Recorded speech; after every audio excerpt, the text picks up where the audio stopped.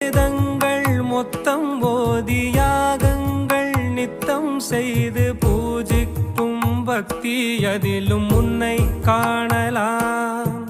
பசி என்று தன் முன் வந்து கையேந்தி கேட்கும் போது தன் உணவை தந்தால் கூட உன்னை காணலாம். உன்னை காண பல கோடி இங்கு வாரி இறைக்கிறார்கள்.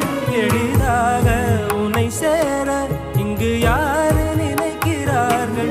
அலங்காரம் அதில் நீ இல்லை, அகங்கார மனதில் இல்லை. துளி கள்ளம் கபடம் கலந்திடாத அன்பில் இருக்கிறாய். உணர்ந்தேன் உனையே